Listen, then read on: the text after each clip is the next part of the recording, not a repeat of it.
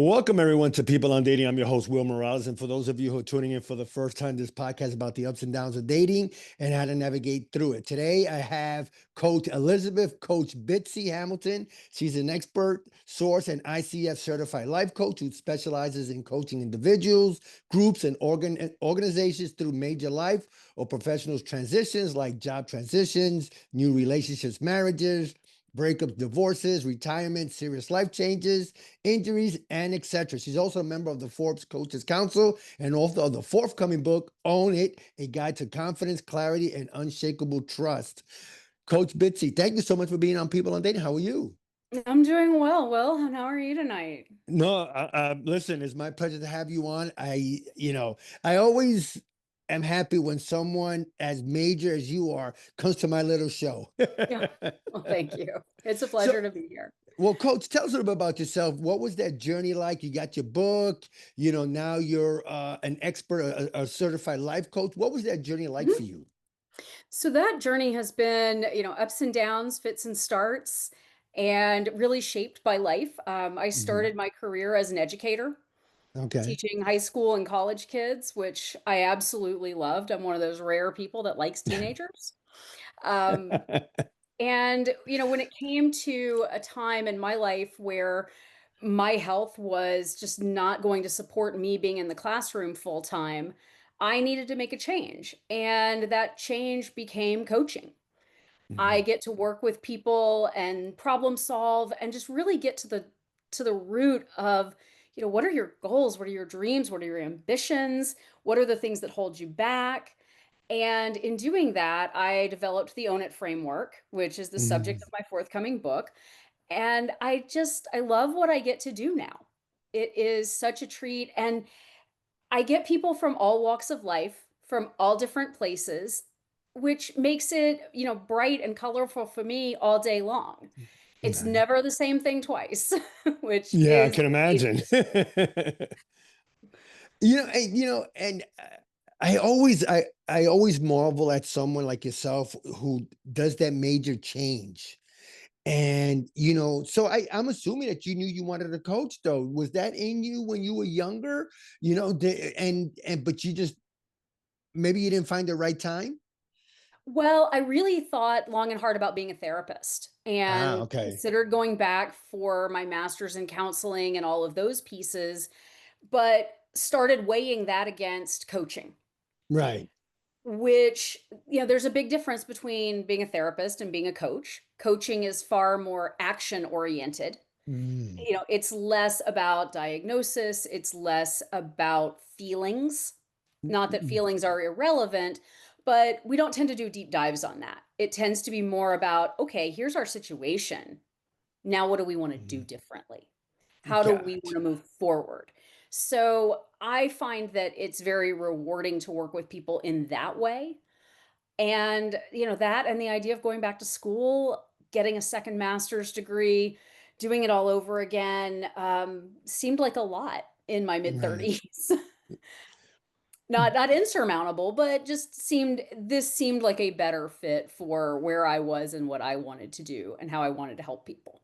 Yeah, no, I definitely get that. So, and today's a good subject, right? Dating a single parent. And Mhm. and coach, that is such a hot topic Yeah. that I see on other podcasts, what I read about. Now, when I was growing up in the 80s and 90s, dating a single mother wasn't an issue. It was just an issue of trying to find the time for her to for us to go out, find the babysitter, whatever. Now guys are putting it out there. Oh, what's the benefit? And we're raising another man's kids and all. So it's such a hot topic. And Mhm. what do you think about today's generation when they talk about pretty much bashing single mothers almost? And I hate to say it that way, but it seems like what I see online, that's how I take it. Like you're bashing a single mother. Hey, it didn't work out, but we don't know the circumstance. No, and, I think there is an unwillingness to give the benefit of the doubt, Right. right? Why is someone a single parent? Mhm. Right? It could be so many different reasons and so many different things. It's not it's not always, what is assumed. Oh, someone just wasn't going to put in the work and gave up. Not at all. Mm, And I know some single parents that put in a whole lot of work to make their co-parenting relationship work, to make life for their kids work. I mean, to the point of, I know one in particular who she lives 9 houses down from her ex-husband, oh, wow. so that her children are not disrupted, so that they have, I mean, basically they have a second set of bedrooms. That's kind of Right. how it worked out. But that's someone who's putting a whole lot of work into making sure that their kids have a wonderful, stable life. That's not someone who just said, I'm going to throw in the towel. No, their relationship romantically didn't work. Yeah, and But that's the, yeah, go ahead, coach. I'm sorry. so I think that is something that is often dismissed, right? We have a lot of variables here, right? How are you choosing to co-parent? How is, if this is a single mom, how is the father of that child interacting and participating? Mhm. Because they may have been the ones that said, "Hey, I'm out of here and good luck. I'll send a child support check, but that's all I'm doing." Right. That's putting a mom in a very difficult position. And you say that. Sorry, Coach Bitz, I didn't mean to cut you off, but Sure. you made the point you just made, right, about someone just sending a check. I read a story about a year ago where an NBA player got a woman pregnant, and he paid upfront Mhm. 18 years worth of child support. And he said he didn't want anything to do with the kid or anything like that. Yeah. And again, now you're putting her in a bad light and yourself in a bad light because now you just you paid it off. Um, I just don't get this generation now because I even read also, Coach Bitsy, where even women that might have kids now they don't want to date a man that has kids. So it's Mhm. like I'm seeing a little double standards from both sides. Mhm. So again, in your practice and who you talk to, how does that come into play when you got both sides got kids, but one doesn't Right. want to date the other one because they got kids? If my question made sense at all. Sure. And, trying to create a blended family, not easy. Right. It takes a lot of work. Are your kids similarly aged? Does one parent have children that are much younger than the others? How does that all There's so many variables to that. And it genuinely takes really good communication on everybody's side. The parents with each other, the parents with their kids, and even the kids with the other children and other parent. Right. There are so many variables to weigh in that. And so many people just want to make this easy, black and white. This works, this doesn't. Well, guess what? This is all gray area. This is the messiness of human relationships. And Right. what I think you're seeing a lot of is people who don't want that. We don't want messy.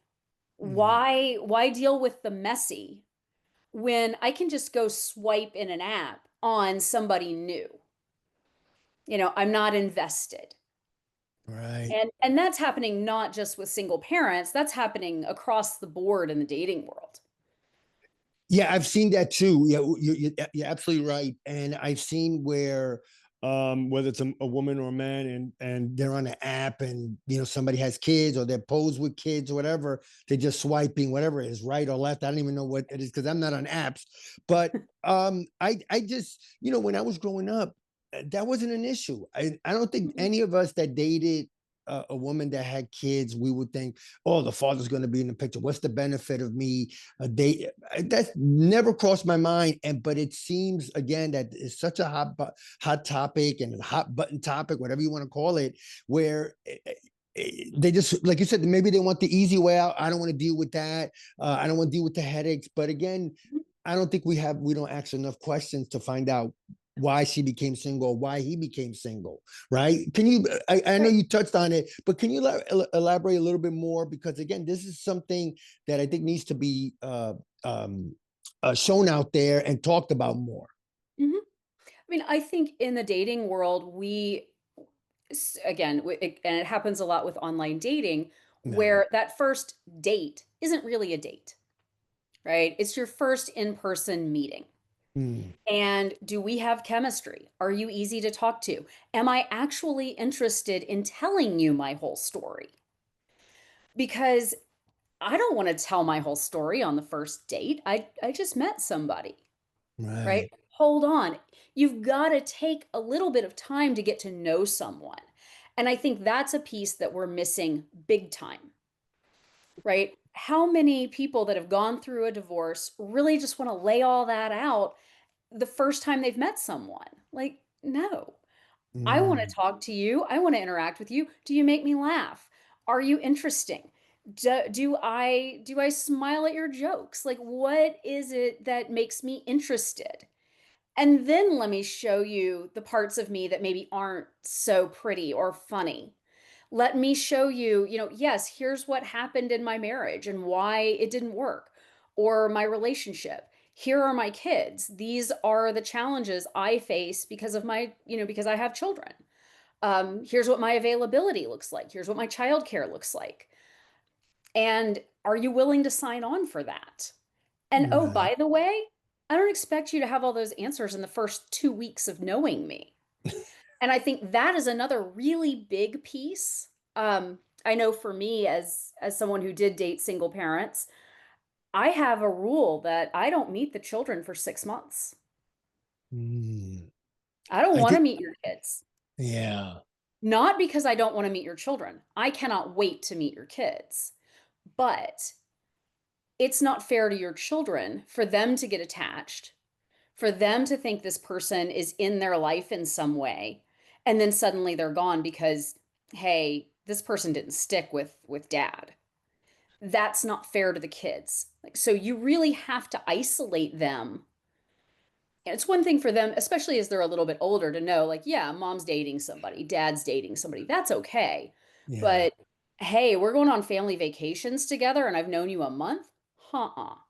Okay. That's way too soon.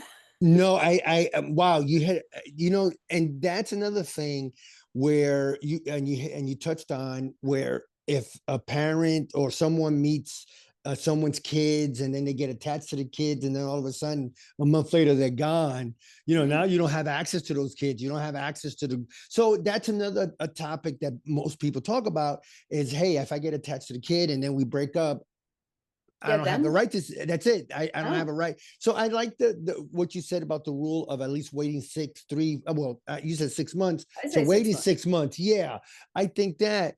So Because at what? the six Yeah. month point, you have a good idea if the relationship is going to stick. Okay.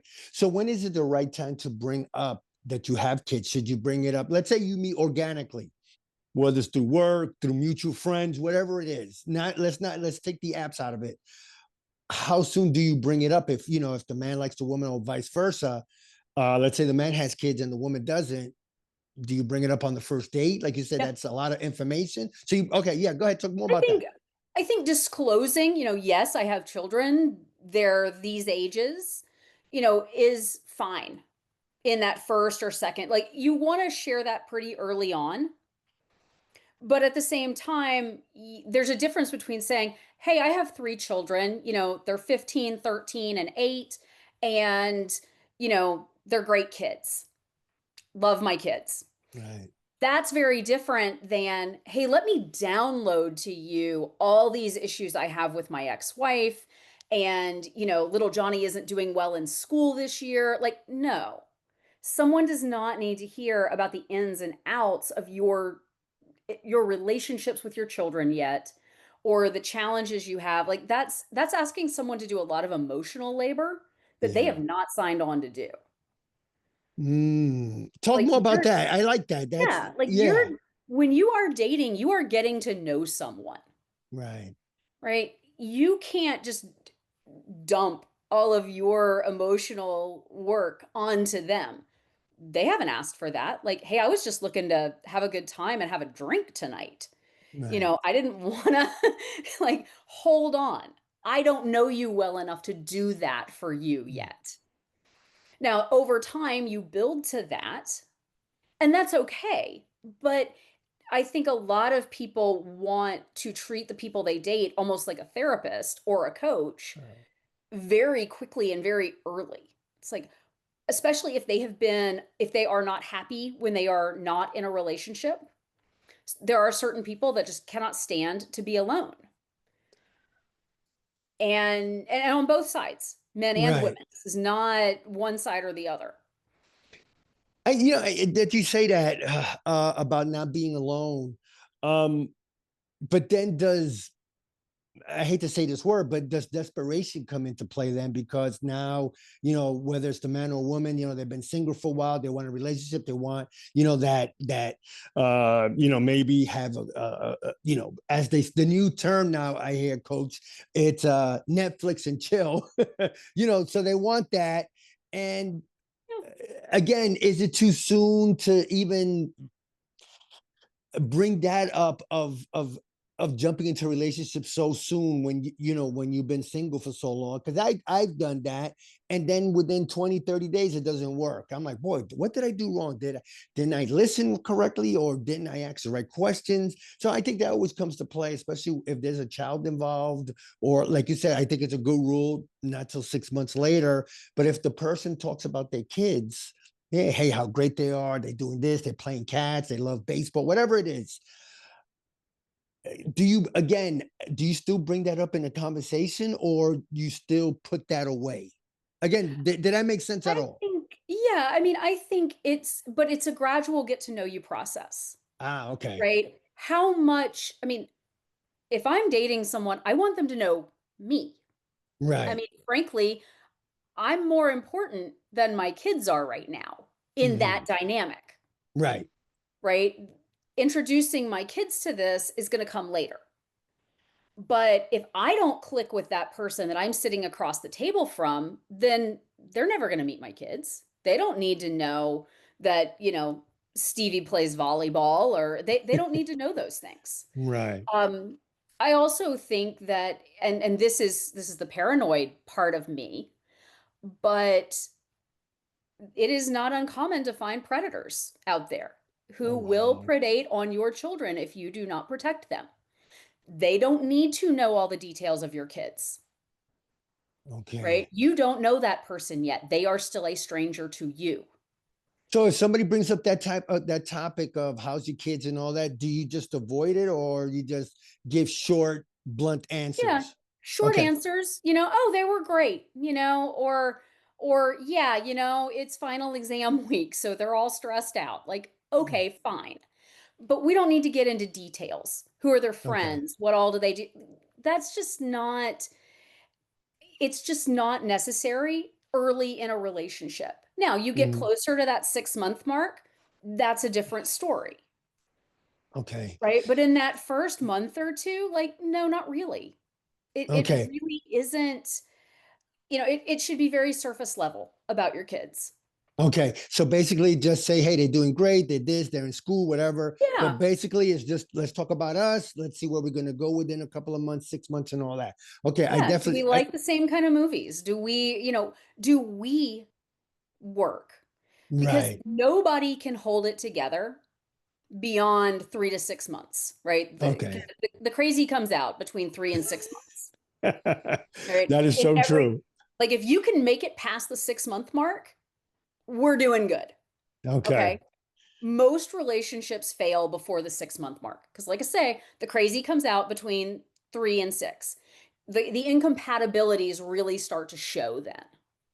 Man, that is so true. Oh my God, I never even thought about it that way. But yeah, you're so right. Because in some of the relationships when I was younger, within 30, 45 days, and I'm like, what am I doing here?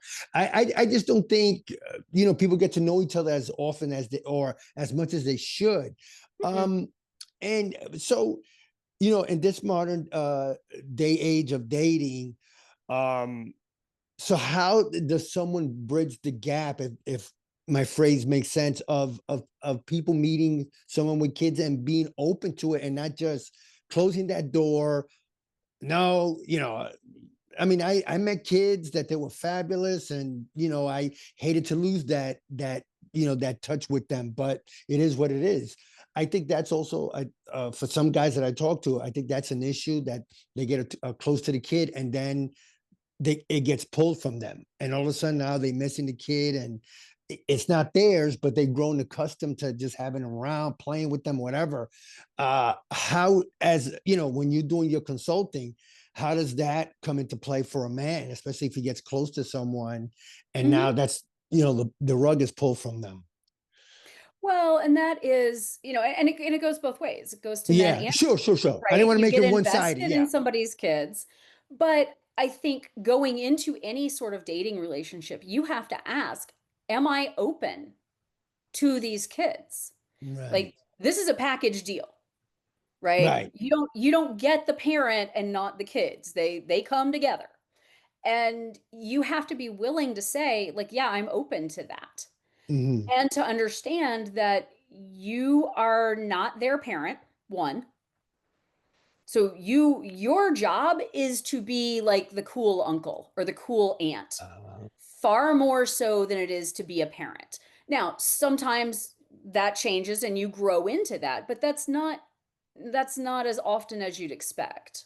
okay, Um, Again, a lot depends on, the dynamic, right? Is the children's, let's say, is the children's father involved in their lives? Well, if yes, then your role is going to be very different than if no, mm, right? And yeah, also ask the question, what role do you see me having with your kids? okay. Ask that of the person you are dating. I don't think that question gets asked nearly enough. Yeah, no, I agree with you 100%. And coach, when it comes to, now the expenses, right? Because again, I've seen online where the woman starts dating a man.